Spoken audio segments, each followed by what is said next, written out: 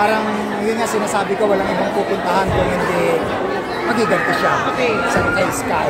Pero ang tanong, paano? Dahil as of now, nakahiga pa siya. Pero parang sa napanood natin, nag-flatline diba? Tapos biglang dumilat. And eventually, nakakagalaw na yung mata. Sa abangan, meron pang parang biglang kinun yung kamay ni Sky. Parang pumunta si Sky doon sa hospital para i-confirm kung talagang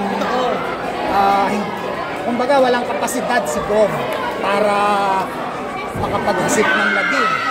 Pero biglang gumanon. So, unti-unti may development yung character.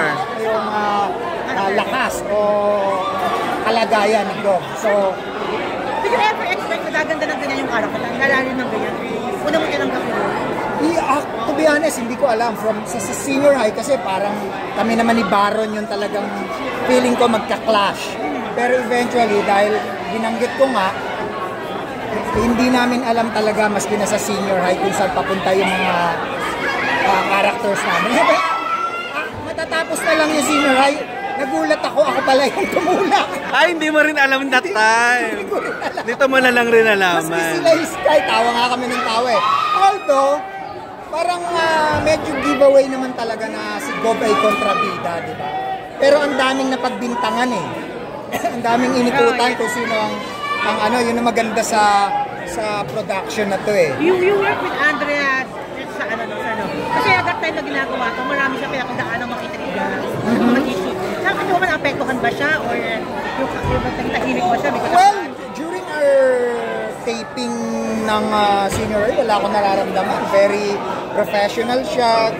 Kung ano yung hinihingi sa kanya ng character na niya. Tapos masaya kami. In fact nga, yung daughter ko, siya pa ang nagbibigay ng advice. Nag-video pa siya para bigyan ng advice na yung daughter ko na bubuli. So parang coming from her, ang ganda ng message niya. So ang point ko dito, yung isip niya buo. Hindi siya naapektuhan ng mga intriga. So it's still bubbly, masayahin pa rin. Masayahin pa rin. Kung meron man kayang-kaya niyang galin. How do you describe her as a co-actor?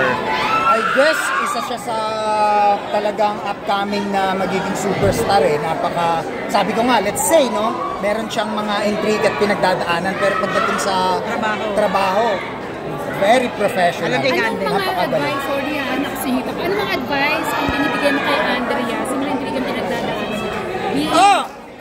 Kay Kuya. Honestly, wala naman akong ibinibigay. Hindi ako masyadong mahirap kasing makialam doon sa personal na buhay niya. Pero lagi ko siyang tinatapik. Kaya yan. Parang ano lang ba? Okay ka lang ba? Parang ganun. Hindi naman directly tinatanong ko siya. Pero yun nga in respect to her, hindi ko rin naman pinakikialaman yung personal niya. Pero nakikita mo na na-apektuhan siya? Hindi na Parang, syempre, aware ako na merong lumalabas. Nakabasa mo. Okay. Oo. Pero, pag nasa set kami, gaganunin ko lang yung likod niya, yayakapin ko lang siya. Magpingitian lang kami. Ikaw, kung bihasa ka na rin sa industry na dumandi sa love life, di ba, na nagkaroon ng failure. Anong advice mo sa kanya? Bilang matagal na sa industry. Kaya nga, lahat naman tayo dumadaan sa ganyan, may ups and downs. Cool lang. Kumbaga, tama naman yung ginagawa ni Andrea, kayang-kaya niya i-handle. Matalinong bata talaga at kumbaga, kaya niyang dalhin kung ano man yung mga nakikita niyo naman di ba, na bilib ako sa niya, sa talino at ano bang term doon yung pagdadala niya. Comment mo na lang Mondo na parang isa ka sa pinakamatinding kontrabida, nagte-trending ka worldwide, di ba, because of your character ngayon dito sa senior high. Ano lang masasabi mo doon? Oo, sobrang na-shock nga ako kasi nabanggit ko nga yung character na Gov Acosta, pag tinype mo sa Google, lumalabas sa wiki fandom. Ito yung parang ang kasabay niyan sila Joker. bang mga karakter ng mga kontrabida sa pelikula, at isa si Gov Acosta doon. How do you do it? So, overwhelmed ako. Shinare ko nga yan sa social media na oh, grabe yung narating nung Character. pagkahalimaw ni Gov Acosta eh. Nandun pa yung mga hobbies. May backstory siyang sarili na na-research nung Wikipedia na kumbaga nakakatuwa kasi yun nga, hanggang dito sa season 2 expected ko kasi after mahulog ni Gov sa Wala na, no? oo. So parang ikaw palang counterpart dati ni Princess Consolan. maraming nagko-comment doon sa ano. Babuhay pa sa Mang Kaya Damo. nga nung preparation na-excite ako. In fact, nung aming StoryCon, ako ang nagsuggest kay Direk at sa production na hindi ba mas okay kung kalbo ako dito?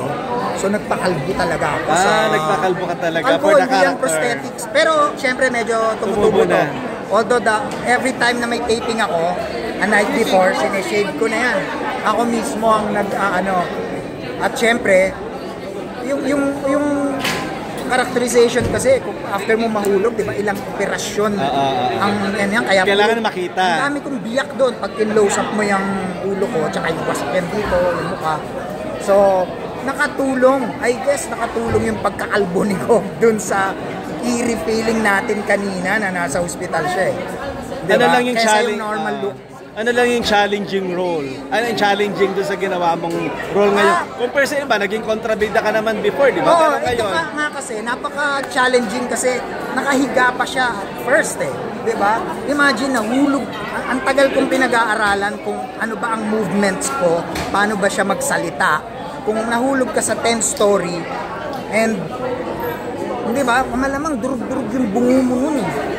Pero dahil siguro mapera si Gov, kayang operahan, ilang biyak sa so inaral ko yung mga brain surgery, yung mga craniotomy, yung mga term ng mga doktor.